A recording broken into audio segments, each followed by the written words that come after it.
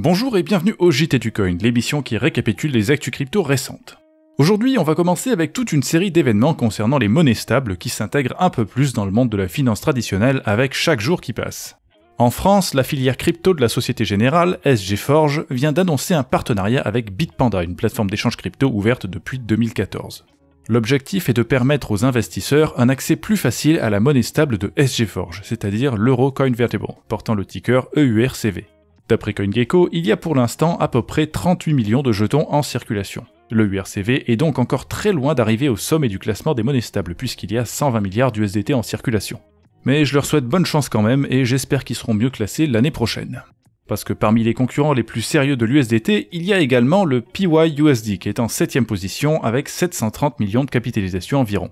Il s'agit de la monnaie stable de PayPal qui va également avoir besoin de temps avant de rivaliser le numéro 1, mais qui avance pas mal depuis son apparition en août 2023. Et il y a quelques jours, PayPal a fait parler de cette monnaie stable en l'utilisant pour payer la facture de l'un de ses partenaires commerciaux.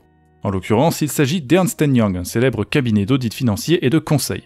A priori, l'objectif était essentiellement de faire connaître aux clients de PayPal les avantages du paiement en monnaie stable dans le cadre des affaires et du commerce. En effet, ce coup de publicité fait suite à une nouvelle fonctionnalité offerte depuis peu sur PayPal aux détenteurs de comptes professionnels. Ces derniers peuvent acheter, vendre et détenir des crypto-monnaies depuis la fin septembre. Alors, quoi de mieux qu'une petite démonstration pour les convaincre? Malheureusement, il n'y a pas que des bonnes nouvelles comme celle-là au sujet des monnaies stables. Coinbase a récemment annoncé le retrait prochain de toutes les monnaies stables non conformes à la loi MiCA pour leurs clients domiciliés au sein de l'espace économique européen. Les Français n'auront donc plus accès à l'USDT ni au DAI qui est la 3e monnaie stable sur le classement et la seule sur le podium à être issue de la finance décentralisée. Ou en tout cas, nous n'y aurons plus accès sur Coinbase, puisque l'Union Européenne n'a pas le pouvoir de censurer le réseau Ethereum. C'est vaguement gênant sur le court terme, mais pour moi, tout ce que ça fait, c'est d'accélérer la transition des utilisateurs vers la DeFi, puisque plus les choix sont restreints sur les plateformes centralisées, plus les utilisateurs iront voir ailleurs pour obtenir ce qu'ils veulent. Et puisque nous parlons de MiCA, sachez que les monnaies stables ne sont pas les seules à en être victimes. Récemment, Kraken a aussi été obligé de délister le Monero en Europe. Et en fait, ça faisait longtemps que je me demandais quand est-ce que ça finirait par arriver, parce que c'était plutôt prévisible au final. Une grosse plateforme d'échange comme ça qui propose une crypto que les législateurs considèrent comme destinée au crime, ça ne pouvait finir que par son retrait. Et là par contre, à mon avis, c'est une mauvaise chose pour les citoyens européens puisque je ne pense pas que ça se passera comme pour les monnaies stables et la DeFi. L'anonymat c'est un peu différent, il n'y a pas de bénéfice tangible immédiat pour un investisseur lambda qui veut juste faire un placement risqué. C'est souvent quelque chose dont seuls les authentiques cypherpunks se soucient.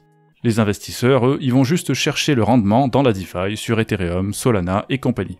Et cette indifférence générale au sujet de l'anonymat, à mes yeux, c'est particulièrement néfaste au développement de la crypto et à son adoption par le grand public, mais je ne vais pas trop m'étendre sur le sujet parce que je vais publier très prochainement une vidéo qui en parle plus en détail. Alors pour l'instant, parlons plutôt de technologie avec le tout dernier problème rencontré par Ethereum. En effet, vous vous en souvenez peut-être, le numéro 2 de la crypto avait été amélioré il y a quelques mois pour maximiser sa compatibilité avec les roll-ups qui représentent aujourd'hui un pilier essentiel de son écosystème.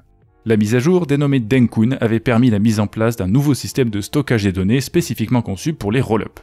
En effet, au tout début, les roll-ups conservaient souvent toutes leurs données sur la blockchain Ethereum et ça prenait beaucoup de place alors qu'il n'était pas nécessaire de stocker la majorité d'entre elles pour l'éternité.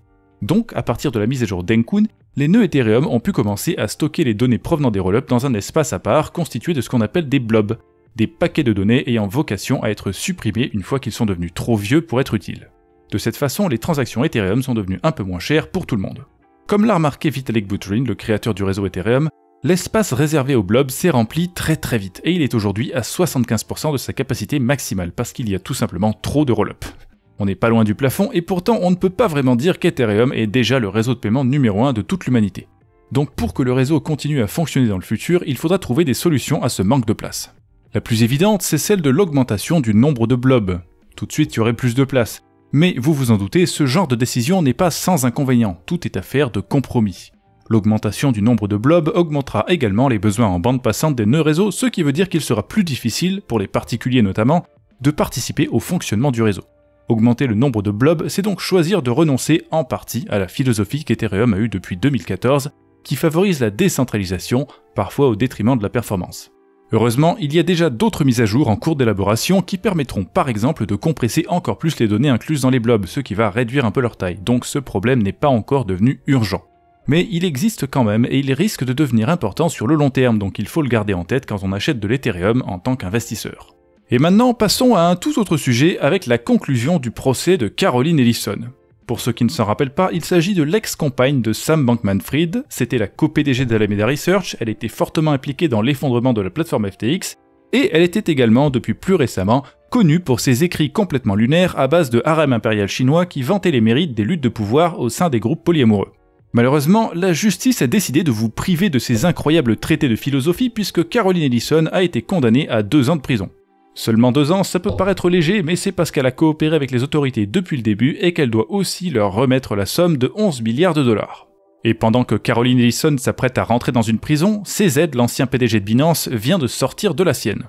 Il a immédiatement pris la parole sur X et fait le point sur ce qu'il prévoit de faire à partir de maintenant, c'est-à-dire prendre le temps de réfléchir, profiter des fruits qu'il peut désormais manger autant qu'il le souhaite, et continuer d'investir dans les technologies comme la blockchain et l'intelligence artificielle qui sont les plus susceptibles de changer le monde en profondeur. Pour ce qui est de la blockchain d'ailleurs, on pourrait croire que ce changement en profondeur a déjà pris place dans certains pays. Au Brésil, la société Rico, qui fournit notamment des services d'investissement, a récemment publié une étude qui indique que 35% des Brésiliens de 24 à 35 ans possèdent des crypto-monnaies. Là, comme ça a l'air impressionnant. 35% des Brésiliens de cet âge, ça fait une bonne dizaine de millions. En tout cas, ça serait une bonne dizaine de millions si ce chiffre était exact. Car comme toujours, les statistiques doivent être appréhendées avec méfiance, et ici, quand on va voir un peu les détails, on se rend vite compte que le chiffre réel n'est certainement pas tout à fait aussi haut puisque ce sondage a été réalisé seulement auprès de gens qui investissent leur argent, ce qui n'est certainement pas le cas de tout le monde au Brésil.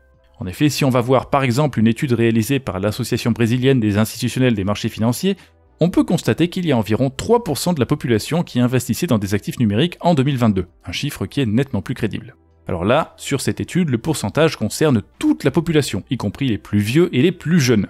Donc peut-être que le pourcentage est plus élevé pour la tranche 24-35 ans, mais je doute qu'il soit 10 fois plus élevé. Donc les 35% des Brésiliens dans la crypto, c'est pas en 2024 qu'on va les voir pour de vrai. Maintenant, direction le Nord, puisque l'info suivante nous vient des États-Unis. En effet, Donald Trump a récemment fait une autre de ses déclarations rocambolesques. Cette fois-ci, au cours d'un dîner portant sur sa collection de NFT, quelqu'un lui a demandé ce qu'il pensait de l'avenir de la crypto. Et sa réponse a été la suivante. « Je crois que la crypto a un bel avenir, vraiment. Peut-être qu'on paiera les 35 000 milliards de dettes en crypto, j'écrirai sur un petit bout de papier 35 000 milliards en crypto, on n'aura plus de dettes. » Est-ce que c'est vraiment une blague? Rien de moins sûr, c'est quand même de Trump qu'il est question, donc le doute persiste. Et le constat est plus ou moins le même pour une autre info surprenante qui nous vient des États-Unis cette semaine. La chaîne télévisée HBO a annoncé l'arrivée dans 3 jours d'un documentaire très particulier intitulé Money Electric: The Bitcoin Mystery. Et ce qu'il y a de particulier à ce documentaire, c'est qu'on devrait y apprendre l'identité de Satoshi Nakamoto, plus de 10 ans après sa disparition. Une affirmation particulièrement audacieuse qui laisse planer le doute. Le réalisateur indique cependant avoir trouvé beaucoup de preuves, alors peut-être bien qu'ils ont réussi là où tous les autres ont échoué.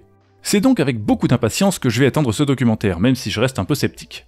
Et de votre côté, si vous n'avez pas le temps de le regarder ou que vous ne parlez pas anglais, n'hésitez pas à surveiller notre site puisque vous y serez informé du contenu du documentaire peu après sa publication. Alors bonne fin de week-end, bonne semaine et à bientôt sur la chaîne YouTube du Journal du Coin.